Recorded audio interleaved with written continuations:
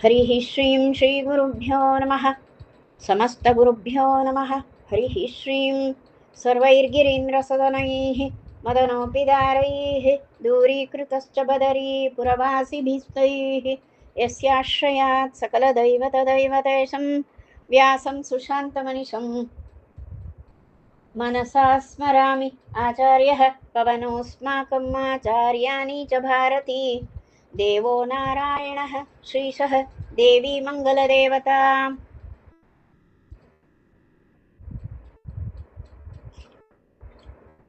वन्दे हृषीकेशमथो नृसिंहं जनार्दनं चिन्तयधीरूपेन्द्रं श्रीवामनं संस्मर विष्णुमेमि श्रीराममञ्चे अहमधोक्षजं च रमानिवासोचितवासभूमिः सन्न्यायरत्नावलिजन्मभूमिः वैराग्यभाग्यो मम पद्मनाभतीर्थामृताब्धिः भवताद्विभूत्यै विश्वोत्तमं हरिं श्रीशं विश्वजीवोत्तमानिलं विश्वोत्तमगुणाकारं विश्वोत्तमयतिं श्रये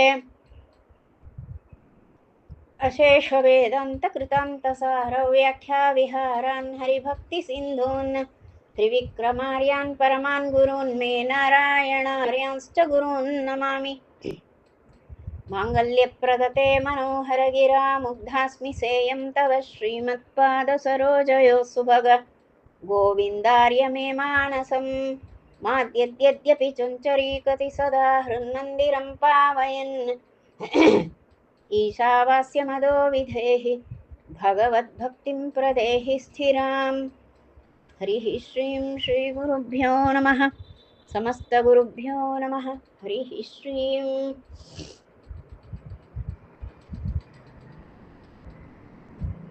ಶ್ರೀಮನ್ಮಧ್ವವಿಜಯ ಮಹಾಕಾವ್ಯದಲ್ಲಿ ನಾವೀಗ 6ನೇ ಸರ್ಗವನ್ನು ಪ್ರವೇಶ ಮಾಡಬೇಕು. ಈಗ ನಾವು ಪೂರೈಸಿ ಬಂದದ್ದು 5ನೆಯ ಸರ್ಗ. ಇದರಲ್ಲಿ ಆಚಾರ್ಯ ಮಧ್ವರು ನಾನಾ ದೇಶಗಳ ಸಂಚಾರ ಮಾಡಿ, ಅದರಲ್ಲಿಯೂ ನಾನಾ ದೇಶ ಅಂದರೆ ನಾನಾ ಪ್ರದೇಶ ಅಂತ, ನಾನಾ ಪ್ರದೇಶಗಳ ಸಂಚಾರ ಮಾಡಿ ರಾಮೇಶ್ವರದಲ್ಲಿ ಚಾತುರ್ಮಾಸ್ಯ ವ್ರತಾಚರಣೆಗಾಗಿ 4 ತಿಂಗಳುಗಳ ಕಾಲ ಕಳೆದು ಆ ನಂತರದಲ್ಲಿ ಅನೇಕ ದಿವ್ಯ ಕ್ಷೇತ್ರಗಳನ್ನೆಲ್ಲ ದರ್ಶನ ಮಾಡಿಕೊಂಡು ಮತ್ತೆ ಅವರು ಕೇರಳವನ್ನು ಪ್ರವೇಶ ಮಾಡಿ ಅಲ್ಲಿ ಪಯಸ್ವಿನಿ ನದಿಯ ತೀರಕ್ಕೆ ಬಂದರು. ಪಯಸ್ವಿನಿ ನದಿ ಅತ್ಯಂತ ಪವಿತ್ರವಾದದ್ದು, ಕೇರಳದಲ್ಲಿ ಇರುವಂಥದ್ದು. ಭವಿಷ್ಯದಲ್ಲಿ ಆ ಪಯಸ್ವಿನಿ ತೀರದಲ್ಲಿ ದುರ್ಗೋದ್ಭವ ಆಗ್ತದೆ, ದುರ್ಗಾದೇವಿಯ ಆವಿರ್ಭಾವ ಆಗುವಂಥದ್ದಿದೆ, ಅದು ಭವಿಷ್ಯದಲ್ಲಿ ಆಗುವಂಥದ್ದು. ಹಾಗಾಗಿ ಆ ದುರ್ಗೆ ದುಷ್ಟ ಜನರನ್ನೆಲ್ಲ ಸಂಹಾರ ಮಾಡಲಿಕ್ಕಾಗಿ ಅಲ್ಲಿ ಆವಿರ್ಭವಿಸ್ತಾಳೆ ಇದೇ ಕಲಿಯುಗದಲ್ಲಿ ಎನ್ನುವಂಥದ್ದು ಅದು ಸಿದ್ಧವಾದ ವಿಷಯ, ವ್ಯಾಸವಾಕ್ಯ. ಅದನ್ನು ಆಚಾರ್ಯರು ಸ್ಮರಣೆ ಮಾಡಿಕೊಂಡದ್ದಾಗಿತ್ತು, ಪ್ರೀತಿಯ ತಾಣ ಆಚಾರ್ಯರಿಗೆ. ಹಾಗಾಗಿ ಪಯಸ್ವಿನಿ ತೀರಕ್ಕೆ ಮತ್ತೆ ಬಂದು ಅಲ್ಲಿ ದೇವಸ್ಥಾನದಲ್ಲಿ ಅವರು ನೆಲೆಸಿದರು, ಅಲ್ಲಿ ಉಳಿದುಕೊಂಡ್ರು. ಅದ್ಯಾವುದು ಅಂದರೆ ಮಹಾಲಿಂಗೇಶ್ವರ ದೇವಸ್ಥಾನ, ಈಗಲೂ ಉಂಟು ಆ ದೇವಸ್ಥಾನ, ಮಹಾಲಿಂಗೇಶ್ವರ ದೇವಸ್ಥಾನ. ಅಲ್ಲಿ ಉಳಿದರು. ಅಲ್ಲಿರುವಾಗ ಕೆಲವು ಅಲ್ಲಿಯ ಜನರೆಲ್ಲ ಬಹಳ ಜಿಜ್ಞಾಸೆಯಿಂದ, ತತ್ವಜಿಜ್ಞಾಸುಗಳಾದಂತಹ ಬಹುಜನ ಅಲ್ಲಿ ಬಂದು ಆಚಾರ್ಯರನ್ನು ಕಂಡರು. ಹಾಗೆ ಬಹುಮಂದಿ ಆಚಾರ್ಯರ ಈ ಒಂದು ನೂತನ ಯತಿ, ಈ ನೂತನ ಯತಿ ಮಾಡಿದ ಒಂದು ಚಾತುರ್ಮಾಸ್ಯ, 1-2 ಚಾತುರ್ಮಾಸ್ಯಗಳಲ್ಲಿ ಇನ್ನೂ ತೀರಾ ಹದಿವಯಸ್ಸಿನ ಈ ಯತಿ ನಾವು ಹಿರಿಯರಾದಂತಹ ಇಷ್ಟು ವರ್ಷಗಳ ಕಾಲ ಶಾಸ್ತ್ರಚಿಂತನೆ ನಡೆಸಿದವರಿಗೆ ಎಷ್ಟು ಸರಿಸಾಟಿಯಾಗಬಲ್ಲ, ಏನೂ ಅಲ್ಲದ ಮಾಯುವ ಅನ್ನುವ ಭಾವನೆಯಿಂದ ಎದುರಾಳಿಗಳಾಗಿ ಬಂದವರಿದ್ದರು. ಆದರೆ ಹೆಚ್ಚಿನ ಸಂಖ್ಯೆಯಲ್ಲಿ ಬಂದವರು ಮೃದು ಮನಸ್ಕರಾದಂತಹ ತತ್ವಜಿಜ್ಞಾಸುಗಳಾದಂತಹ ಜನರೇ ಬಂದು ಸೇರಿಸಿದವರು. ಆಚಾರ್ಯರ ದರ್ಶನ ಮಾಡಬೇಕು ಅಂತ ಬಹುಮಂದಿ ಅವರ ಅಂತರಂಗದಲ್ಲಿಯೇ ಆಚಾರ್ಯರ ದರ್ಶನದ ಕಾತರತೆ ಇತ್ತು, ಅಂಥವರೆಲ್ಲ ಬಂದು ಸೇರಿದ್ದಾರೆ. ಹೀಗೆ ಆ ಪಯಸ್ವಿನಿ ತೀರ, ಅಲ್ಲಿರುವಂತಹ ಮಹಾಲಿಂಗೇಶ್ವರ ಸನ್ನಿಧಿ, ಅಲ್ಲಿ ಆಚಾರ್ಯರು ಭೂಮಿಯ ಮೇಲಿರುವಂತಹ ನಡೆದಾಡುವ ಸೂರ್ಯನಂತೆ ಕಂಗೊಳಿಸ್ತಾ ಇದ್ದರು ಅಂತ ಇಷ್ಟಂಶವನ್ನು ನೋಡುವಾಗ ನಮಗೆ ಪಂಚಮ ಆನಂದಾಂಕ ಅಂದರೆ 5ನೇ ಸರ್ಗ ಪೂರೈಸಿತ್ತು. ಈಗ ನಾವು 6ನೇ ಸರ್ಗವನ್ನು ಪ್ರವೇಶ ಮಾಡ್ತೇವೆ. ಐತರೇಯಮಥ ಕಿಂಚನ ಸೂಕ್ತಂ ಸೂಚಯನ್ ಸದಸಿ ತತ್ರ ಗರಿಷ್ಠಃ ಶ್ರೋತುಮಿಚ್ಛತಿ ಸಭಾ ಭಗವದ್ಭ್ಯಃ ಸೂತ್ರಭಾವಮಿತಿ ತಾವದುವಾಚೋ. ಮಹಾಸಭೆ ಅದು, ಎಲ್ಲರೂ ಮಹಾವಿದ್ವಾಂಸರಿದ್ದಾರೆ, ಶಾಸ್ತ್ರಜ್ಞಾನ ಇಲ್ಲದವರೇ ಇಲ್ಲ. ಸಾಮಾನ್ಯರು ಇದ್ದಾರಲ್ವಾ, ಹೆಚ್ಚೇನು ಶಾಸ್ತ್ರಾಧ್ಯಯನ ಮಾಡಲಿಲ್ಲ ಅಂದರೂ ಕೂಡ ತತ್ವಚಿಂತನೆಯನ್ನೆಲ್ಲ ಮೈಗೂಡಿಸಿಕೊಂಡವರೇ. ಕೆಲವರು ಕ್ರಮವಾಗಿ ಶಾಸ್ತ್ರಾಧ್ಯಯನ ಮಾಡಿರ್ತಾರೆ, ಕೆಲವರು ಶಾಸ್ತ್ರಾಧ್ಯಯನವನ್ನು ಕ್ರಮವಾಗಿ ಮಾಡದಿದ್ದರೂ ಕೂಡ ಶ್ರವಣಾದಿಗಳು ಬಹಳ ಇರ್ತವೆ. ಎಲ್ಲ ಅಂಥ ಜನರೆಲ್ಲರೂ ಇದ್ದರು. ಆಚಾರ್ಯರ ಮಾತು ಏನು ನುಡಿಸ್ತಾರೆ, ಪೂರ್ಣಪ್ರಜ್ಞರು ಏನು ಮಾತಾಡ್ತಾರೆ, ಏನೆಲ್ಲ ತಿಳಿಯಬಹುದು ಅವರಿಂದ ಅಂತ ಎಲ್ಲರೂ ಕೂಡ ಕಾತರರಾಗಿ ಕುಳಿತ ಸಭೆ. ಅಲ್ಲಿ ಹಿರಿಯರಾದಂತಹ ಒಬ್ಬ ವ್ಯಕ್ತಿ ಗರಿಷ್ಠ, ತತ್ರ ಗರಿಷ್ಠ ಅಂತ ಹೇಳ್ತಾರೆ, ತತ್ರ ಸದಸಿ ಗರಿಷ್ಠ. ಆ ಸಭೆಯಲ್ಲಿ ಹಿರಿಯ ವಯಸ್ಸಿನ ಒಬ್ಬರು ಎದ್ದು ನಿಂತು ಹೇಳಿದರು, ನಮಗೆ ಋಗ್ವೇದದ ಒಂದು ಸೂಕ್ತವನ್ನು ಹೇಳಿದರು. ಋಗ್ವೇದದ ಒಂದು ಸೂಕ್ತವನ್ನು ಹೇಳಿದರು. ಈ ಒಂದು ಸೂಕ್ತದ ಅಭಿಪ್ರಾಯವನ್ನು, ಸೂತ್ರ ಭಾವವನ್ನು, ಈ ಒಂದು ಸೂತ್ರ ಅಲ್ಲ ಅದು, ಋಗ್ವೇದದ ಒಂದು ಸೂಕ್ತ, ಈ ಸೂಕ್ತದ ಭಾವ ಏನು ಎನ್ನುವುದನ್ನು ಈ ಸಭೆ ತಿಳಿಯಲಿಕ್ಕೆ ಇಚ್ಛಿಸುತ್ತದೆ. ಹಾಗಾಗಿ ತಾವು ಈ ಸೂಕ್ತದ ಅರ್ಥವನ್ನು ವಿವರಣೆ ಮಾಡಬೇಕು ಅಂತ ಅವರು ಕೇಳಿದರು. ಹಾಗೆ ಕೇಳುವಾಗ ಆಚಾರ್ಯರು ಈಗ ಅವರಿಗೆ ವರ್ಣಿಸಬೇಕಾಗಿದೆ.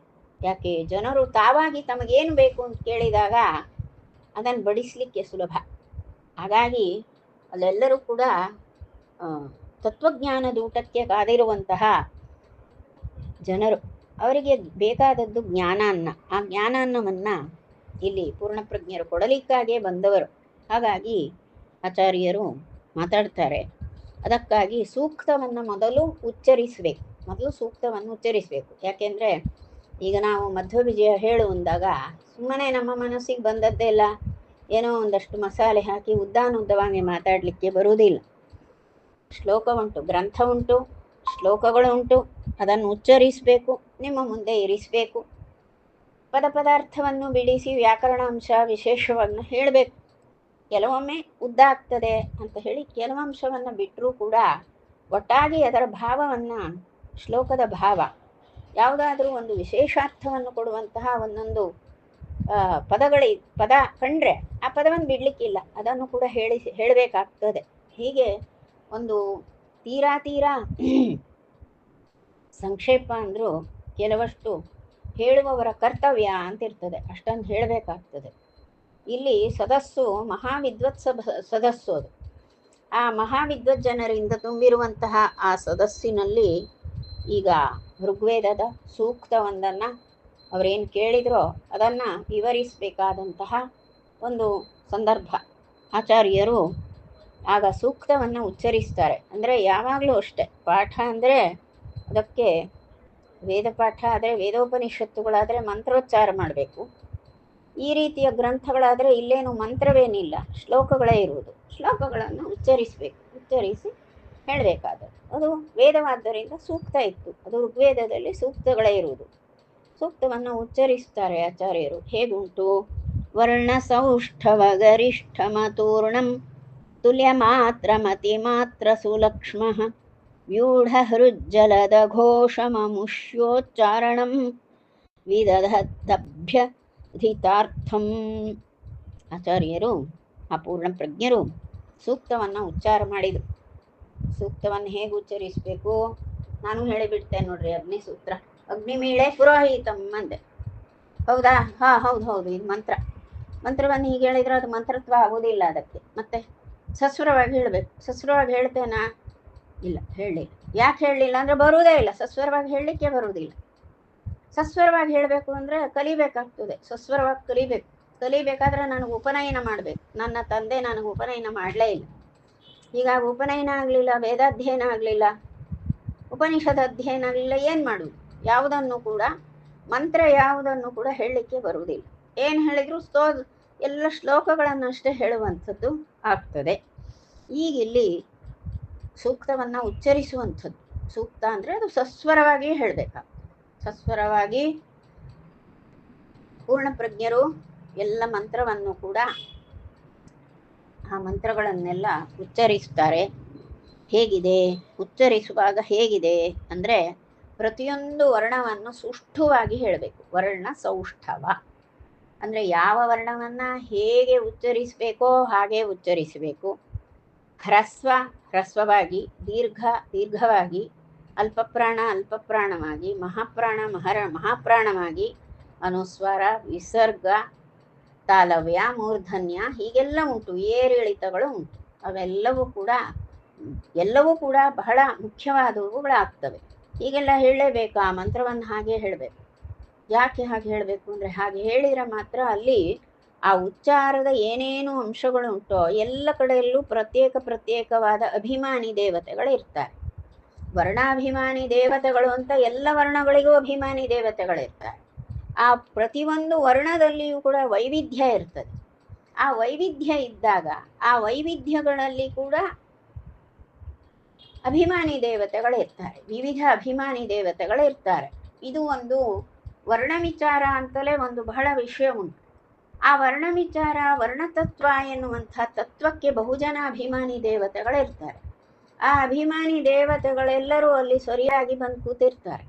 ಯಾವುದರಲ್ಲಿ? ವೇದೋಪನಿಷತ್ತುಗಳಲ್ಲಿ ವರ್ಣಾಭಿಮಾನಿ ದೇವತಾ ಸಮೂಹ ಏನುಂಟೋ ಅವರೆಲ್ಲರೂ ಕೂಡ ಸ್ಥಿರವಾಗಿ ಅಲ್ಲಿರ್ತಾರೆ. ಆ ಸ್ಥಾನದಲ್ಲಿ ನಾವು ಆಚೀಚೆ ಮಾಡಿದರೆ ಒಬ್ಬ ದೇವತೆಯನ್ನು ಕಳಿಸಿಬಿಟ್ಟಾಗ್ತದೆ. ಯಾವ ದೇವತೆ ಅಲ್ಲಿ ಇರಬೇಕೋ ಆ ದೇವತೆಗೆ ಸಂಬಂಧಿಸಿದಂತಹ ಉಚ್ಚಾರ ಏನುಂಟು, ವರ್ಣದ ಉಚ್ಚಾರ ಆ ಕ್ರಮದಲ್ಲಿ ಉಚ್ಚರಿಸಬೇಕು. ನಾವು ತಪ್ಪಿ ಬಿಟ್ಟರೆ ಆ ದೇವತೆ ಅಲ್ಲಿ ಬಂದಿರುವುದಿಲ್ಲ. ಆ ದೇವತೆಯನ್ನು ಅಲ್ಲಿ ತರಿಸಬೇಕು. ತರಿಸದೆ ಅವರನ್ನು ದೂರ ಓಡಿಸಿದ್ರೆ ಏನಾಗ್ತದೆ? ನಾವು ದೂರ ಓಡಬೇಕಾಗ್ತದೆ. ಅನಿಷ್ಟ ಉಂಟಾಗ್ತದೆ ಅಲ್ವಾ? ನಮ್ಮ ಮನೆಯಲ್ಲಿ ನಾವು ಇರ್ತೇವೆ. ನಮ್ಮ ಮನೆಯಿಂದ ನಮ್ಮನ್ನು ಯಾರಾದರೂ ಹೊರಗೆ ಎಳೆದು ಆಚೆ ಹೋಗಿದ್ರೆ, ಎಲ್ಲಿಯೋ ತೆಗೆದು ನಮ್ಮನ್ನು ಬೀಸಾಕಿದ್ರೆ ಹೇಗಿರ್ತದೆ? ಅಷ್ಟು ಅಪಚಾರ, ಅಂತಹ ಅಪಚಾರ ದೇವತಾಪಚಾರ ಆಗಿಬಿಡ್ತದೆ. ಹಾಗಾಗಿ ಉಚ್ಚಾರ ಪರಮ ಮುಖ್ಯವಾದ ಅಂಶ. ಏರಿಳಿತಗಳು ಉಂಟು, ಸಸ್ವರವಾಗಿ ಹೇಳುವಂಥದ್ದು ಎಲ್ಲವನ್ನು ಕೂಡ ಅದನ್ನೇ ಸೌಷ್ಠವ ಅನ್ನೋದು. ಅಷ್ಟು ಸುಷ್ಠುವಾಗಿ ವರ್ಣಗಳನ್ನು ವರ್ಣ ಸೌಷ್ಠವದಿಂದ ಉಚ್ಚರಿಸಿದ್ರು.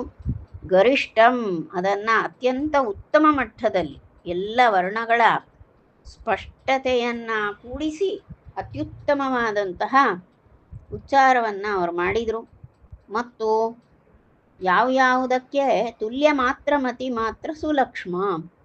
ಮತ್ತು ಅಲ್ಲಿ ಮಾತ್ರೆಗಳಿರ್ತವೆ, ಮಾತ್ರಾಕಾಲದಂತೆ ಸರಿಯಾಗಿ ಉಚ್ಚರಿಸಬೇಕು. ಲಕ್ಷಣಗಳು ಉಂಟು. ಮಾತ್ರಾಕಾಲ ಅಂದರೆ ಹ್ರಸ್ವ, ದೀರ್ಘ, ಪ್ಲುತ ಅಂತ. ಹ್ರಸ್ವವನ್ನು ಹ್ರಸ್ವವಾಗಿ, ದೀರ್ಘವನ್ನು ದೀರ್ಘವಾಗಿ, ಪ್ಲುತ ಅಂದರೆ ಮತ್ತು 3 ಮಾತ್ರಾಕಾಲದ ಉಚ್ಚಾರ. ಅವೆಲ್ಲವನ್ನು ಹಾಗೆಯೇ ಮಾಡಬೇಕು. ಅದನ್ನು ಹಾಗೆ ಗುರುತು ಹಾಕಿರ್ತಾರೆ. ಈಗೆಲ್ಲ ಪ್ರಿಂಟ್ ಉಂಟಲ್ವಾ, ಈಗೆಲ್ಲ ಮುದ್ರಣ ಆಗಿರ್ತದೆ. ವೇದ ಮಂತ್ರಗಳಲ್ಲೆಲ್ಲ ಹಾಕಿರ್ತಾರೆ ಗುರುತು. ಅದರಿಂದ ಏನೋ ನೋಡಿಕೊಂಡು ನಾವು ಎಲ್ಲ ಬಾಯಲ್ಲಿ ಅಷ್ಟನ್ನು ಬಾಯಿಪಾಠ ಮಾಡಿಬಿಡ್ತೇವೆ ಮಂತ್ರಗಳನ್ನು. ಅಂದರೆ ಬರುವುದಿಲ್ಲ. ಗುರುಮುಖೇನ ಮಾಡಬೇಕು. ಗುರುಮುಖೇನ ಮಂತ್ರಗಳನ್ನು ಅಧ್ಯಯನ ಮಾಡಬೇಕು. ಬೇಕೇ ಬೇಕಲ್ಲ. ಬ್ರಾಹ್ಮಣನಿಗೆ ವೇದ ಮಂತ್ರ ಇಲ್ಲದಿದ್ರೆ ಬ್ರಾಹ್ಮಣನ ಜೀವನವೇ ನಡೆಯುವುದಿಲ್ಲ. ದೇವ್ರ ಪೂಜೆ ಮಾಡಲಿಕ್ಕೆ ಮಂತ್ರ ಬೇಕಲ್ಲ. ದೇವ್ರ ಪೂಜೆ ಮಾಡುವಾಗ ಮಂತ್ರವೇ ಬರೋದಿಲ್ಲ. ಹಾಗಾದರೆ ಏನು ಮಾಡೋದು? ಶ್ಲೋಕ ಹೇಳಿ ಮಾಡಿಬಿಡೋದು. ಇನ್ನು ಕೆಲವರು ಇದ್ದಾರೆ, ಕೆಲವರು ಇದ್ದರು, ನಾನು ನೋಡಿದ್ದೇನೆ. ದೇವ್ರ ನಾಮ ಹೇಳಿ ಪೂಜೆ ಮಾಡಿಬಿಡ್ತಿದ್ರು. ಅದು ನೀರು ಬಿಡುವುದಲ್ವಾ, ನೀರು ಬಿಟ್ಟು ನೀರು ಹೊಯ್ಯುವುದಲ್ವಾ, ಪ್ರತಿಮೆ ಮೇಲೆ ಹೊಯ್ದು ಬಿಟ್ಟು ಎಲ್ಲವೂ ಕೂಡ. ಆಮೇಲೆ ಒಂದು ದೇವ್ರ ನಾಮ ಹಿಡ್ಕೊಂಡ್ಬಿಟ್ಟಿದ್ದೀನಿ, ಆ ದೇವ್ರ ನಾಮ ಹೇಳ್ಬಿಡ್ತೀನಿ. ಅಷ್ಟರಲ್ಲೆಲ್ಲ ಕೆಲಸ. ದೇವ್ರ ಪೂಜೆ ಅಂದರೆ ಒಂದು ಕೆಲಸ ಅವರಿಗೆ. ಅದು ಕೆಲಸದಂತೆ ಮಾಡುವುದಲ್ಲ, ಮಂತ್ರ ಹೇಳಿಯೇ ಮಾಡಬೇಕಾಗ್ತದೆ. ಪಾಪ ಇವನು ಬ್ರಾಹ್ಮಣ ಆದರೂ ಮಂತ್ರ ಬರುವುದಿಲ್ಲ. ಕಲೀರಿ ಅಂದರೆ ಮನೆ ಸಮೀಪಕ್ಕೊಬ್ಬರಿದ್ರು ಶಾಸ್ತ್ರಿಗಳು. ಕಲೀರಿ ಅಂದರೆ ಕಲಿಯೋದಿಲ್ಲ. ಯಾಕೆಂದರೆ ಇವರು ಮಾಧ್ವ, ಅವ್ರು ಸ್ಮಾರ್ಟ್ ಅಲ್ವಾ, ಅವ್ರಿಗೆ ನಮಸ್ಕಾರ ಮಾಡಿ ಕೂತ್ಕೊಳ್ಳೋದು ಹೇಗೆ? ಈ ರೀತಿ ದುರ್ಬುದ್ಧಿಯಿಂದ ಕಲಿಬೇಕಾದನ್ನು ಕಲಿಯೋದೇ ಇಲ್ಲ. ಪಾಪ ಹಾಗೆ ತೀರಿ ಹೋದರು. ಒಂದು 90 ವರ್ಷ ಇದ್ದು ಹೋದರು. ಅಷ್ಟು ಆಯುಷ್ಯದಲ್ಲಿ ಒಂದೇ ಒಂದು ಸೂಕ್ತವನ್ನು ಕೂಡ ಏನು ಕಲೀಲಿಲ್ಲ. ಹೀಗೆಲ್ಲ ಆಗ್ತದೆ, ಮೂಢನಂಬಿಕೆಯಿಂದ ಆಗುವಂಥದ್ದು. ಯಾಕೆಂದರೆ ಬ್ರಾಹ್ಮಣನಾದವನಿಗೆ ವೇದವೇ ಉಸಿರು. ವೇದವನ್ನು ಚೆನ್ನಾಗಿ ಅಧ್ಯಯನ ಮಾಡಿಕೊಂಡು ಆ ವೇದ ಸೂಕ್ತಗಳನ್ನು, ಅದು ಪಂಚಸೂಕ್ತಗಳು ಸಿಲೆಬಸ್. ಮಾಧ್ವರಿಗೆ ಪಂಚಸೂಕ್ತಗಳು ಉಂಟು, ಪಂಚಸ್ತುತಿಗಳು. ಈ 10 ಸಹ ಪ್ರತಿನಿತ್ಯದಲ್ಲಿ ಅತ್ಯಗತ್ಯವಾಗಿ ಬೇಕಾದದ್ದು. ಸ್ತುತಿಗಳನ್ನಾದರೂ ಪಂಚಸ್ತುತಿಗಳು ಸಂಜೆ ಮಾಡ್ಬೋದು. ಆದರೆ ಬೆಳಗಿನ ವೇಳೆಯಲ್ಲಿ ಪಂಚಸೂಕ್ತಗಳು ಅತ್ಯಗತ್ಯವಾಗಿ ಹೇಳಲಿಕ್ಕೇ ಬೇಕು. ಇಲ್ಲದರ ಪೂಜೆ ಸಾಗುವುದಿಲ್ಲ, ಮಾಡಲೇಬೇಕು. ಏನು ಮಾಡೋದು? ಕಲಿಯುವುದಿಲ್ಲ. ಕಲಿಯುವುದೇನೆ ಹಾಗೆ ವಯಸ್ಸು ಕಳೆದು ಹೋಗಿ ಬಿಡ್ತದೆ. ಆಚಾರ್ಯರು ನೋಡಿ ಎಂತೆಂಥ ಸ್ಥಿತಿಗೆ ನಾವು ತಲುಪಿದ್ದೇವೆ, ಆಚಾರ್ಯರು ಹೇಗಿದ್ರು. ಹಾಗಾಗಿ ಈಗ ವರ್ಣ ಸೌಷ್ಠವ ಗರಿಷ್ಠಮ ತೂರ್ಣಂ, ಅತ್ಯುಚ್ಚ ಮಟ್ಟದಲ್ಲಿ ಅತ್ಯಂತ ಸ್ಪಷ್ಟತೆಯಿಂದ ಬಹು ಉತ್ತಮ ರೀತಿಯಾಗಿ ವರ್ಣೋಚ್ಚಾರವನ್ನು ಮಾಡಿಕೊಳ್ತಾ ಇದ್ರು. ಅಲ್ಲಿ ಯಾವ ಯಾವ ವರ್ಣವನ್ನು ಹೇಗೆ ಉಚ್ಚರಿಸಬೇಕು, ಮಾತ್ರ ಕಾಲ ಹೇಗೆ ಉಂಟು, ಹ್ರಸ್ವವ ದೀರ್ಘವ ಪ್ಲುತವ ಎಲ್ಲವೂ ಕೂಡ ಕ್ರಮೇಣ ಮಾಡ್ತಾ ಇದ್ರು. ಹೀಗೆ ಅವರು ಆ ಯಾವ ಉತ್ತಮ ಲಕ್ಷಣಗಳಿಂದ ಕೂಡಿದಂತೆ ಅವರು ಉಚ್ಚಾರ ಮಾಡ್ತಾ ಇದ್ರು.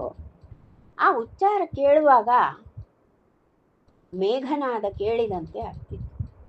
ನೀರು ತುಂಬಿದ ಮೇಘಗಳು ಪರಸ್ಪರ ಬಡಿಯುವಾಗ ಉಂಟಾಗುವಂತಹ ನಾದ ಏನೋ ಆ ರೀತಿ ಘನಗರ್ಜನೆಯಂತೆ ಇದ್ದಂತಹ ದನಿಯಲ್ಲಿ ಆಚಾರ್ಯರು ವೇದಘೋಷವನ್ನು ಮಾಡಿ ಆ ರೀತಿ ಉಚ್ಚಾರ ಮಾಡ್ತಾ ಅವರು ಆ ವೇದೋಚ್ಚಾರವನ್ನು ಎಲ್ಲರಿಗೂ ಕೇಳಿಸಿದರು. ಸಭೆಯ ಎಲ್ಲ ಜನರಿಗೂ ಕೂಡ ವೇದ ಮಂತ್ರಗಳನ್ನು ಆಚಾರ್ಯರು ಉಚ್ಚರಿಸಿದ್ದೇನಿತ್ತು ಅದನ್ನು ಎಲ್ಲರೂ ಕೇಳಿದರು. ವೇದೋಚ್ಚಾರಣೆಯನ್ನು ಇಡೀ ಸಭೆ ಕೇಳಿಸಿತು. ಜನರಿಗೆ ಬಹಳ ಆನಂದ ಆಯಿತು. ಯಾಕೆಂದರೆ ಅವರೆಲ್ಲ ಬಲ್ಲವರು ಅಂತ, ತಪ್ಪುವವರಲ್ಲ, ಅವರೆಲ್ಲ ವೇದಾಧ್ಯಯನ ಸಂಪನ್ನರೇ. ಹೀಗಾಗಿ ಆಚಾರ್ಯರ ಆ ವೇದೋಚ್ಚಾರವನ್ನು ಕೇಳಿ ಆನಂದಪಟ್ಟರು. ಲಕ್ಷಣಾನ್ವಿತತಯಾ ವಚನೇಸ್ಮಿನ್ ದೇವತಾ ಗುರುಮಸಾವತಿಶೇತೆ ಮನಮಿತ್ಯಪಿ ವಿಧಾಯ ಧಿಯಾತೆ ತತ್ತು ಸೂಕ್ತಮಪರಾರ್ಥಮವೋಚನ್. ಈಗ ಆಚಾರ್ಯರು ಆ ಸೂಕ್ತಕ್ಕೆ ವಿವರಣೆಯನ್ನು ಕೊಡ್ತಾರೆ. ಹಾಗಾದರೆ ಸೂಕ್ತಕ್ಕೆ ಏನರ್ಥ ಉಂಟು ಅದನ್ನು ಬಿಡಿಸಿ ಬಿಡಿಸಿ ಬಿಡಿಸಿ ಸೂಕ್ತದ ಭಾವವನ್ನು ವರ್ಣಿಸ್ತಾರೆ. ಅದನ್ನು ನೋಡುವಾಗ, ಬಿಡಿಸಿ ಹೇಳುವಾಗ ಆ ಸೂಕ್ತಕ್ಕೆ ಮತ್ತೊಂದು ಅರ್ಥವನ್ನು ಹೇಳಿದರು. ಎಲ್ಲರೂ ಕೂಡ ಒಂದು ಸೂಕ್ತಕ್ಕೆ ಇಂತಹ ಪ್ರಸಿದ್ಧ ಅರ್ಥ ಅಂತ ಒಂದು ಇರ್ತದಲ್ಲ, ಒಂದು ಸೂಕ್ತಕ್ಕೆ ಒಂದು ಅರ್ಥ, ಪ್ರಸಿದ್ಧವಾದ ಅರ್ಥ, ಅದು ಎಲ್ಲರಿಗೂ ಗೊತ್ತು. ಯಾರಿಗೆ ವಿದ್ವಜ್ಜನರು ಯಾರು ವೇದಾಭ್ಯಾಸ ಮಾಡಿದರೋ ಅವರಿಗೆ ಆ ಸೂಕ್ತದ ಅರ್ಥ, ಆ ಸೂಕ್ತದ ಆ ಮಂತ್ರದ ಅರ್ಥ ಗೊತ್ತುಂಟು, ಪ್ರಸಿದ್ಧವಾದದ್ದು. ಆಚಾರ್ಯರು ಮತ್ತೊಂದು ಅರ್ಥವನ್ನು ಹೇಳಿದರು. ಆಗ ಪ್ರಶ್ನೆ ಬಂತು, ಇದೇನು ನಾವು ತಿಳಿದದ್ದು ಹೀಗೆ, ನೀವು ಹೇಳುವುದು ಈ ಅರ್ಥ ಬಂತಲ್ಲ, ಏನಿದು ಅಂತ ಪ್ರಶ್ನೆ ಬರ್ತದೆ. ಸ್ಯಾತ್ತಥೇತ್ಥಮಪಿ ಸಂಭವಿತಾರ್ಥಃ ತ್ರ್ಯರ್ಥತಾಂ ಶ್ರುತಿಷು ವಿತ್ತದಶಾರ್ಥಂ ಭಾರತಂ ನನು ಶತಾರ್ಥಮಪಿ ಸ್ಯಾದ್ ವೈಷ್ಣವಂ ಪದಸಹಸ್ರತಯಂ ಹಿ. ಹೌದಾ? ನೋಡಿ, ಈಗಾಗಲೇ ಪ್ರಸಿದ್ಧಾರ್ಥವನ್ನು ನೀವು ತಿಳಿದಿದ್ದೀರಿ. ನಾನು ಬೇರೆಯದೇ ಅರ್ಥವನ್ನು ಹೇಳಿದೆ, ಆದರೆ ವಿರುದ್ಧಾರ್ಥವಲ್ಲ ಅದು. ಅದು ಮುಖ್ಯ. ಶ್ರುತಿಗಳಲ್ಲೇನಾಗುತ್ತೆ, ವಿರುದ್ಧಾರ್ಥವನ್ನು ಹೇಳಿಬಿಡ್ತಾರೆ. ವಿರುದ್ಧಾರ್ಥ ಹೇಳಿದರೆ ಶ್ರುತಿಗೆ ದೊಡ್ಡ ಅಪಚಾರ ಆಗ್ತದೆ. ಇದು ಹಾಗಲ್ಲ.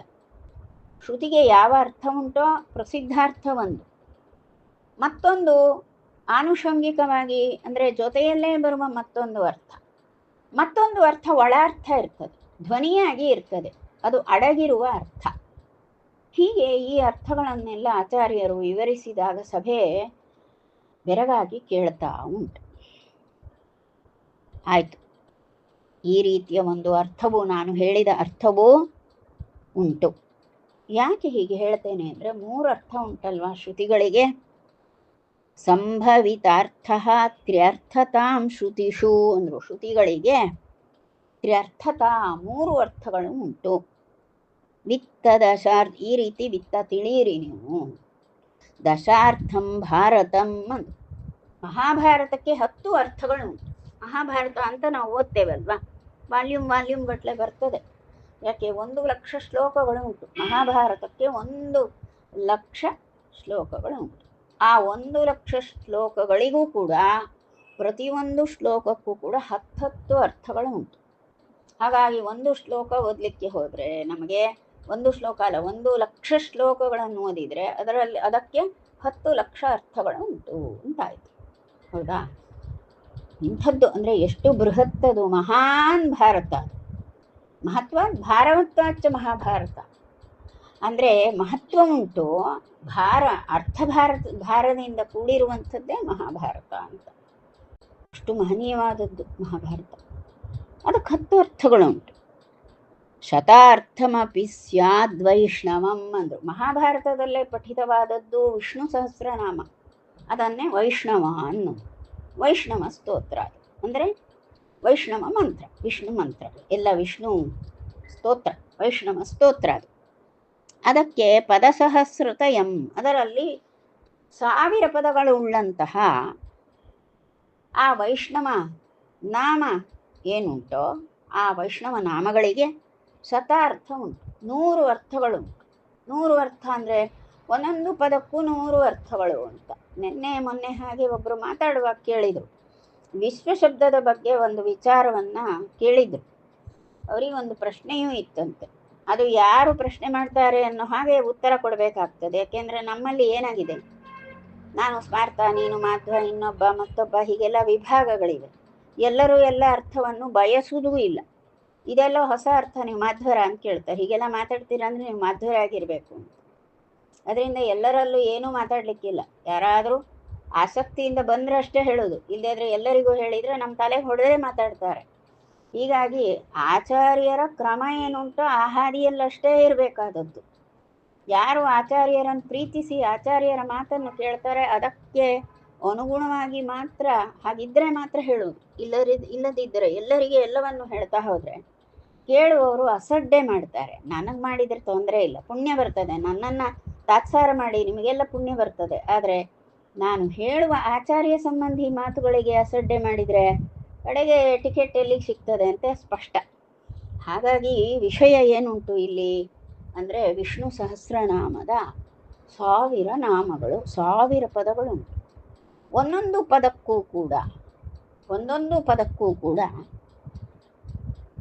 100 ಅರ್ಥಗಳು ಉಂಟು. ಹೀಗೆ ವೇದಗಳಿಗೆ 3 ಅರ್ಥಗಳು, ಮಹಾಭಾರತಕ್ಕೆ 10 ಅರ್ಥಗಳು ಮತ್ತು ವಿಷ್ಣು ಸಹಸ್ರನಾಮಕ್ಕೆ 100 ಅರ್ಥಗಳು. ಇದರಲ್ಲಿ ಬಿಡಿ ಬಿಡಿಯಾಗಿ ಪದಗಳು 1000 ಪದಗಳು ಬರ್ತವೆ. ಪದಸಹಸ್ರತಯಂ ಅಂದು ಅಂದರೆ ಸಹಸ್ರ ಪದಗಳು, 1000 ವೈಷ್ಣವ ಪದಗಳು ಉಂಟು. 1000 ವೈಷ್ಣವ ಪದಗಳಿಗೂ ಕೂಡ ಒಂದೊಂದಕ್ಕೂ ತಲಾ 100 ಉಂಟಪ್ಪ ಅರ್ಥ ಹೇಳಿಬಿಟ್ಟು. ಆಚಾರ್ಯರೆಲ್ಲ ದಾಕ್ಷಿಣ್ಯ ಎಲ್ಲ ಮಾಡುವುದಲ್ಲ, ಇರುವುದನ್ನು ಇದ್ದ ಹಾಗೆ ಹೇಳಿದರು. ಅದು ಸಭೆ, ವಿದ್ವತ್ ಸಭೆ. ಹಾಗಾಗಿ ಅಲ್ಲಿ ಎಲ್ಲರೂ ಗ್ರಹಣ ಮಾಡಲಿಕ್ಕೆ ಜಿಜ್ಞಾಸುಗಳು ಬಂದಿದ್ದಾರೆ. ಜಿಜ್ಞಾಸ ಅಲ್ಲದೆ ಉಡಾಫೆಗೆ ಬಂದವರಲ್ಲ ಅಲ್ಲಿ. ಇತ್ಯುದೀರಯತಿ ವಿಸ್ತೃತ ಚಿತ್ತೇ ಭುಸುರಾ ಇಹ ಜಿಗೀಷವಯೇನಂ ಉಚುರರ್ಥ ಶತಕಂ ಹರಿನಾಂನಾಂ ವರ್ಣ್ಯತಾಮಿತಿ ಸಹ ಸಮ್ಮುಖಾಸ್ತೆ. ಎಲ್ಲರೂ ತೇ ಸಹ ಸಮ್ಮುಖ, ತೇ ಅಂದರೆ ಅವರು ಅಂತ. ಅವರೆಲ್ಲ ನಗಲಿಕ್ಕೆ ಶುರು ಮಾಡೋದು. ಆ ಸಭೆಯಲ್ಲಿದ್ದಂತಹ ಕೆಲ ಜನರು ಅವರು ಎಂಥವರು, ಭೂಸುರ ಇಹ ಜಿಗೀಷವ, ಏನಂ ಜಿಗೀಷವ, ಈ ನಮ್ಮ ಆಚಾರ್ಯರನ್ನು ಕುರಿತು ಗೆಲ್ಲಬೇಕು. ಯಾರು? ಪೂರ್ಣಪ್ರಜ್ಞರ ಸಣ್ಣ ಹುಡುಗ ಅಲ್ಲ, ಸನ್ಯಾಸಿಯಾಗಿರುವ ಒಬ್ಬ ಹುಡುಗ. ಏನು ಮಾತಾಡ್ತಾರೋ ಅವರು, ದೀರ್ಘವಾಗಿ ಗಂಟೆ ಕಾಲ ಮಾತಾಡ್ತಾರೆ. ಎಲ್ಲರೂ ಮೈಯೆಲ್ಲ ಕಿವಿಯಾಗಿ ಕೇಳುವಂಥ ಮಾತುಗಾರಿಕೆ ಒಳ್ಳೆಯದೇ ಇದೆ. ಆದರೆ ಹೇಳುವುದೆಲ್ಲ ಬೇರೆ ಬೇರೆ ಅರ್ಥ. ನಾವು ಇಲ್ಲಿಯವರೆಗೆ ಪಾರಂಪರಿಕವಾಗಿ ಕೇಳಿದ ಅರ್ಥವನ್ನೆಲ್ಲ ಆಚೆಗೆ ಹಾಕಿ ತಮ್ಮದೇ ಆದಂತಹ ಶೈಲಿಯಲ್ಲಿ ಅರ್ಥಗಳನ್ನು ಹೇಳ್ತಾರೆ. ಆ ಹುಡುಗನ ಮಾತ ಆದರೂ ಕೂಡ ಸ್ವಾರಸ್ಯಕರವಾದಂತಹ ಮಾತುಗಾರಿಕೆ ಇದೆ, ಕೇಳ್ತೇವೆ. ಆದರೂ ಅವರನ್ನು ಗೆದ್ದೇ ಬಿಡಬೇಕು ಅಂತ ಕೆಲವರು ಬಂದಿದ್ರಲ್ಲ ಅಸೂಯಾಪರರು. ಅವರನ್ನು ಏನು ಹುಡುಗ ಅಲ್ವಾ, ನಮ್ಮಷ್ಟು ವರ್ಷ ಆಗಿದೆ, ಇಷ್ಟು ವರ್ಷಗಳ ಶಾಸ್ತ್ರಾಧ್ಯಯನ ಉಂಟು ನಮಗೆ, ಇವನನ್ನು ಗೆಲ್ಲಬೇಕು ಎನ್ನುವಂಥ ಇಚ್ಛೆಯಿಂದ ಬಂದಂಥವರು ಅಂತಹ ಭೂಸುರಃ ಜಿಗೀಷವಃ ಅಂತ. ಅಂತಹ ಗೆಲ್ಲುವ ಇಚ್ಛೆಯಿಂದ, ಪೂರ್ಣಪ್ರಜ್ಞರನ್ನು ಗೆಲ್ಲುವಂತಹ ಇಚ್ಛೆಯಿಂದ ಬಂದಂತಹ ಬ್ರಾಹ್ಮಣರು ಏನಂ, ಈ ನಮ್ಮ ಆಚಾರ್ಯ ಮಧ್ವರನ್ನು ಕುರಿತು ಹರಿನಾಂನಾಂ ವರ್ಣ್ಯತಾಂ, ಅವರೆಲ್ಲರೂ ಕೂಡ ಸಹ ಸಮ್ಮುಖ, ನಗಲಿಕ್ಕೆ ಶುರು ಮಾಡಿದರು. ಓಹೋ, 100 ಅರ್ಥ ಉಂಟಾ, ಹೇಳ್ತೀರಾ? ಬರ್ತದ ಹೇಳಲಿಕ್ಕೆ? ನಿಮಗೆ 100 ಅರ್ಥ ಉಂಟು ಅಂತ ಹೇಳಿಕೆ ಕೊಟ್ಬಿಟ್ರೆ ಆಗೋದಿಲ್ಲ. ಕೆಲವರು ಸ್ಟೇಟ್ಮೆಂಟ್ ಕೊಡ್ತಾರಲ್ವಾ, ಹಾಗೆ ಕೆಲವರು ಹಾಗೆ ಸಿಕ್ಕಾಪಟ್ಟೆ ಫೋನ್ ಮಾಡಿ ಏನೋ ಸ್ಟೇಟ್ಮೆಂಟ್ ಕೊಡೋದು. ಅವ್ರು ಕೇಳಿ ನಾವು ನಡುಗಿ ಹೋಗಬೇಕು, ಏನೂ ಆಗೋದಿಲ್ಲ, ಬರೀ ಸುಳ್ಳು ಹೇಳ್ತಾರೆ ಅವ್ರು. ನಂಗೆ ಗೊತ್ತು, ಯೋಗ್ಯತೆ ಎಲ್ಲ ಏನು ಅಂತ ಗೊತ್ತು. ಅಂದರೆ ಆದರೂ ಸುಮ್ಮನೆ ಇರುವುದಿಲ್ಲ ಪಾಪ, ಹೇಳಲಿಕ್ಕೆ ಬೇಕಲ್ಲ, ಏನಾದರೂ ಹೇಳಿಬಿಡ್ತಾರೆ. ಅಂಥ ಕೆಲ ಜನ ಶಾಸ್ತ್ರಾಧ್ಯಯನ ಮಾಡಿದವರೇ, ಸೊಕ್ಕಿಗೇನು ಕಡಿಮೆ ಇಲ್ಲ. ಹಾಗಾಗಿ ಹೇಗಾದರೂ ಪೂರ್ಣಪ್ರಜ್ಞನನ್ನು ಗೆಲ್ಲುವ ಇಚ್ಛೆ ಅವರಿಗೆ, ಗೆದ್ದು ಬಿಡ್ತೇವೆ ಅನ್ನೋ ಸೊಕ್ಕು ಇಚ್ಛೆ ಎಲ್ಲ ಇತ್ತು. ಹೀಗಾಗಿ ವರ್ಣ್ಯತಾಂ ಶತಕಂ ಅರ್ಥಶತಕಂ, 100 ಅರ್ಥಗಳನ್ನು ವರ್ಣಿಸಿ ನೋಡುವ ಅಂಥೇಳಿ ನೆಗಾಡ್ಕತ್ತ ಹೇಳಿದ್ರಂತೆ. ಅಂದರೆ ಇವರು ಹೇಳಲಾರರು ಅಂತ ಉದಾಸೀನದ ಅಸಡ್ಡೆ ಮಾಡುವ ತಾತ್ಸಾರದ ನಗೆ ಬೀರಿದರು. ಯಾವಾಗ ಇತ್ಯುದೀರಯತಿ ವಿಸ್ತೃತ ಚಿತ್ತೆ, ಈ ರೀತಿಯಾಗಿ ಪೂರ್ಣಪ್ರಜ್ಞರು ಏನು ಮಾತಾಡಿದ್ರೋ ತಕ್ಷಣ ಹಿಡ್ಕೊಂಡು, ಏನು 1000 ನಾಮ ಅಂದ್ರಿ ಹೌದಾ, 1000 ನಾಮಗಳಿಗೆ ಎಷ್ಟು, 100 ಅರ್ಥವ ಹೇಳಿ ನೋಡುವ ಅಂತ ಹೀಗೆ ಹೇಳಿ ನೆಗಾಡಿದ್ರಂತೆ. ವರ್ಣಯಾಮಿ ತದಹಂ ಸಕಲಂ ವಹ ಸೌಷ್ಠವಾದನುವದಂತು ಭವಂತಃ ಸಂವದಂತಮಿತಿ ತೇಥ ವದಂತಃ ಬಾಢಮಿತ್ಯತಿ ದೃಢೋದ್ಯಮಮಾಪುಹು. ಆಚಾರ್ಯರು ಆಯ್ತಪ್ಪ, ತೊಂದರೆ ಇಲ್ಲ, ನೀವು ನೆಗಾಡಿ ಏನಾದರೂ ಮಾಡಿ, ನಾನಂತೂ ನೀವು ಹೇಳು ಅಂತ ಕೇಳುವ ಇಚ್ಛೆ ಇದ್ರೆ ಹೇಳ್ತೇನೆ. ಆದರೆ ಬಹಳ ಜನ ಕೇವಲ ಜಿಜ್ಞಾಸೆಯಿಂದ ಬಂದವರು. ಜಿಜ್ಞಾಸೆಯೇ ಜೀವಾಳ ರೀ. ನಾವು ಯಾಕೆ ಬದುಕಬೇಕು? ಈ ಕ್ಷಣ ನಾ ಸತ್ತರೆ ಏನೂ ಲೋಕ ಕಡಿಮೆ ಆಗೋದಿಲ್ಲ, ನಾವು ಯಾರು ಸತ್ತರೂ ಲೋಕಕ್ಕೇನು ಕಡಿಮೆ ಆಗೋದಿಲ್ಲ. ನಮಗೆ ಬೇಕಾಗಿದ್ದಿದ್ದು, ನಮಗೆ ಪರಮಾತ್ಮ ಉಸಿರಾಡಿಸ್ತಾ ಇರೋದು ಯಾಕೆ ಗೊತ್ತಾ? ಜಿಜ್ಞಾಸೆಗೋಸ್ಕರ. ನಮಗೆ ಜಿಜ್ಞಾಸೆ ಒಂದೇ ನಮ್ಮ ಉಸಿರು, ಅದಕ್ಕಾಗಿ ನಾವು ಹುಟ್ಟಿದ್ದು. ಹಾಗಾಗಿ ಈ ಗ್ರಂಥ ರಾಶಿಗಳನ್ನೆಲ್ಲ ಕೊಟ್ಟದ್ದು, ತಲೆಯ ಮೇಲೆ ನಮ್ಮ ಜ್ಞಾನ ರಾಶಿಯನ್ನು ಹೊಯ್ದಿದ್ದಾರೆ. ನಾವೇನು ಗ್ರಹಣ ಮಾಡುವುದಿಲ್ಲ, ತಿಂದು ಉಂಡು ಟಿ ವಿ ಹಚ್ಚಿ ನೋಡ್ತೇವೆ, ಖುಷಿ ಪಡ್ತೇವೆ, ಏನೇನೋ ಮಾತಾಡ್ತೇವೆ ಅಂತ ಅಷ್ಟರಲ್ಲೇ ಹೋಗೋದಾದರೆ ಜೀವನ. ಮನೆಯಲ್ಲಿ ಸಾಕಿದ ನಾಯಿ ಮರಿಯೂ ಕೂಡ ಟಿ ವಿ ನೋಡ್ತದೆ, ಅಷ್ಟಕ್ಕೆ ಬಂದ ಹಾಗಾಯಿತು. ಅದಲ್ಲ, ನಮಗೆ ಬೇಕಾದದ್ದು ಜಿಜ್ಞಾಸೆ. ಅಂತಹ ಜಿಜ್ಞಾಸವಹ ಅಂತ ಹೇಳಿದ್ದಾರೆ. ಅಂಥ ಜಿಜ್ಞಾಸುಗಳೇ ಬ್ರಾಹ್ಮಣರು ಬಹಳ ಜನ ಅಲ್ಲಿ ಬಂದಿದ್ದರು. ಆಚಾರ್ಯರ ಮಾತನ್ನು ಕೇಳಲಿಕ್ಕೇ ಬೇಕು, ಇವರಿಂದ ತಿಳಿಯುವುದಿದೆ ಅಂತ ತಿಳಿವಿನ ಆಶೆಯಿಂದ ಬಂದವರು, ಅರಿವಿನ ಸಂಪಾದನೆಗಾಗಿಯೇ ಬಂದಂತಹ ಅನೇಕ ಜನ ಬ್ರಾಹ್ಮಣರಿದ್ದರು. ಎಲ್ಲರೂ ಬಯಸಿದರು ಯಾರು ಪೂರ್ಣಪ್ರಜ್ಞರ ಮುಖದಿಂದ ವೈಷ್ಣವಾರ್ಥವನ್ನು ತಿಳಿಬೇಕು ಅಂತ. ಹಾಗಾಗಿ ವರ್ಣಯಾಮಿ ತದಹಂ ಸಕಲಂ ವಹ, ಸಮಗ್ರವಾಗಿ ವಹ ನಿಮಗೆ ನಾನು ವರ್ಣಯಾಮಿ, ಅದನ್ನು ನಾನು ವರ್ಣಿಸ್ತೇನೆ. ಸೌಷ್ಠವಾದನುವದಂತು ಭವಂತಃ, ಸುಷ್ಟುವಾಗಿ ಹೇಳ್ತೇನೆ, ಸಕಲವಾಗಿ ಹೇಳ್ತೇನೆ, ಏನು ಕಡಿಮೆ ಮಾಡಿದೆ. ಸಕಲ ಅಂದರೆ ಕಡಿಮೆ ಮಾಡದೆ ಹೇಳುವುದು ಅಂತ, ಪೂರ್ಣವಾಗಿ ಹೇಳ್ತೇನೆ. ಸೌಷ್ಠವ ಅಂದರೆ ಯಾವುದನ್ನು ಹೇಗೆ ಹೇಳಬೇಕು ಆ ಕ್ರಮದಲ್ಲಿ ಚಂದ ಮಾಡಿಯೇ ಹೇಳ್ತೇನೆ ನಾನು. ಆದರೆ ನೀವು ಅನುವದಂತು ಭವಂತಹ, ನೀವೆಲ್ಲ ಯಾರು ಪ್ರಶ್ನೆ ಮಾಡಿ ನೆಗಾಡಿದ್ದೀರಾ, ನೀವು ವಾಪಸ್ ಅದನ್ನು ಅನುವಾದ ಮಾಡಬೇಕು. ನಾನು ಹೇಳಿದ 100 ಅರ್ಥವನ್ನು ನೀವು ಮರಳಿ ನನಗೆ ಈ ಸಭೆಯಲ್ಲಿ ಹೇಳಬೇಕು. ನೀವು ತಂವದಂತಮಿತಿ ತೇಥ ವದಂತಹ, ಆಯಿತು ನಾವು ಬಾಢಮಿತ್ಯತಿ, ಬಾಢಂ ಅಂದರೆ ಒಪ್ಪಿಗೆ ಅಂತ, ಹೌದಾ, ನೀವಿದನ್ನು ಹೇಳಬೇಕು ಅಂತ ಹೇಳಿದಾಗ ಅವರು ಕೂಡ ಅವಶ್ಯವಾಗಿ ಹೇಳ್ತೇನಪ್ಪ, ದೃಢೋದ್ಯಮ ಮಾಪು, ಗಟ್ಟಿಯಾಗಿ ಕೂತ್ಕೊಂಡ್ರವ್ರು. ಗಟ್ಟಿಯಾಗಿ ನೀವು ಹೇಳಿದ್ದನ್ನೆಲ್ಲ ಗ್ರಹಿಸಿ ನಾವು ಮತ್ತೆ ಅದನ್ನು, ನೀವು ಹೇಳಿದ್ದನ್ನು ನಾವು ಅನುವಾದಿಸ್ತೇವೆ, ಹೌದಾ, ಹಾಂ ಹಾಗಾದರೆ ಹೇಳ್ತೇನೆ ಅಂತ ಹೇಳಿದರು. ಆಚಾರ್ಯರ ಉದ್ದೇಶ ಈ ತಾತ್ಸಾರ ಮಾಡುವಂತಹ, ಗೇಲಿ ಮಾಡುವಂತಹ ಜನರಿಗೋಸ್ಕರ ಅಲ್ಲ.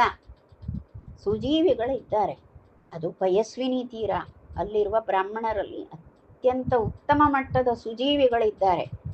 ಅವರ ಆಚಾರ್ಯರನ್ನು ಕಾಣಲಿಕ್ಕೆ ಬಂದವರು, ಆಚಾರ್ಯರ ಮಾತುಗಳನ್ನು ಕೇಳಲಿಕ್ಕೆ ಬಂದವರು, ತಮಗೊಂದು ಆಶಾಕಿರಣ ಉಂಟು, ಭಗವತ್ ಪ್ರೀತಿ ಸಂಪಾದನೆ ಮಾಡಲಿಕ್ಕೆ ಬೇಕಾದದ್ದು ಜ್ಞಾನದ ಸಂಪಾದನೆ ಆಗ್ತದೆ ಅಂತ ಆಶೆಯಿಂದ ಬಂದವರು, ಕೇವಲ ಜಿಜ್ಞಾಸುಗಳು. ಅವರನ್ನು ಎಂದೂ ಬಿಡುವುದಿಲ್ಲ ಆಚಾರ್ಯರು, ತನ್ನವರಾಗಿ ಸ್ವೀಕರಿಸಿಕೊಳ್ತಾರೆ. ಹಾಗಾಗಿ ಮಾತು ಶುರು ಮಾಡಿದರು. ಪ್ರತ್ಯಯ ಪ್ರಕೃತಿ ಸಂಗಮ ಭಂಗಿಂ ಶಬ್ದಶಾಸ್ತ್ರ ವಿಹಿತಾಂ ಪ್ರತಿದರ್ಶ್ಯ ಶುದ್ಧದಿ ಶ್ರುತಿ ಶಿರಶತ ಸಿದ್ಧಾನ್ ಅಭ್ಯಧಾತ್ ಸಪದಿ ವಿಶ್ವ ಪದಾರ್ಥಾನ್. ಈಗ ವಿಶ್ವ ಶಬ್ದ ಬಂತು. ವಿಶ್ವಂ ವಿಷ್ಣು ವಷಟ್ಕಾರ ಭೂತ ಭವ್ಯ ಭವತ್ಪ್ರಭು. ವೇಗವಾಗಿ ಹೋಗ್ತದೆ. ನಮ್ಮ MS ಅಮ್ಮ ಹಾಡಿರೋದು ಭಾಳ ಚಂದ ಮಾಡಿ ಹಾಡ್ತಾರೆ, ಹೌದಾ. ವಿಷ್ಣು ಸಹಸ್ರನಾಮ ಹಚ್ಚಿಬಿಟ್ರೆ ಬಹಳ ಆನಂದ ಕೊಡುವಂತೆ ಹಾಡ್ತಾರೆ ಮೆಸ್ಸಮ್ಮ. ಹೌದಾ? ಕೇವಲ ರೆಕಾರ್ಡ್ ಆಯ್ತು, ಕೇಳಿದ್ರೆಲ್ಲ ಸಂತೋಷ ಆಗುವಂಥದ್ದು. ಅದು ಒಂದು. ಆಚಾರ್ಯರ ಮಾತಿಗೆ ಬನ್ನಿ.